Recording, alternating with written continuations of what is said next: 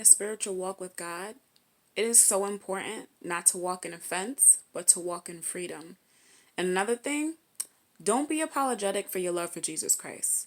Because there's one thing that I've learned is that God loves whom he corrects. So if God is correcting you, see it as a joy. See it as something that is good.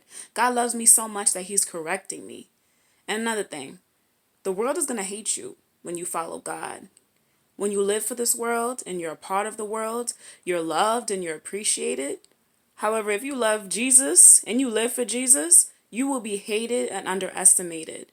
But you should never be apologetic. Never apologize for loving God. Never apologize for honoring God with everything that you do. Because at the end of the day, as my spiritual mother always says, you're going to have to stand before God on Judgment Day. And it's not just going to be you. It's not going to be you and your mother and your sister or your brother or your best friend or your cousin. None of those people matter. At the end of the day, it's just going to be you and God. And you want to know something? I'd rather live for God and be able to hear the words on Judgment Day, "Well done, my good and faithful servant."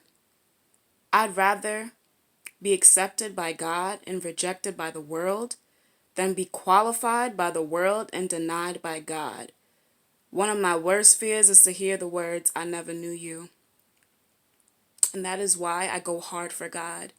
That is why I desire to live a life that pleases him. And that is why I honor him with everything that I do.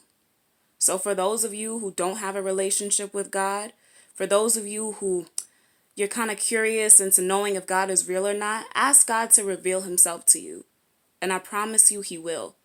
And when God reveals himself to you, believe him. It's so worth it.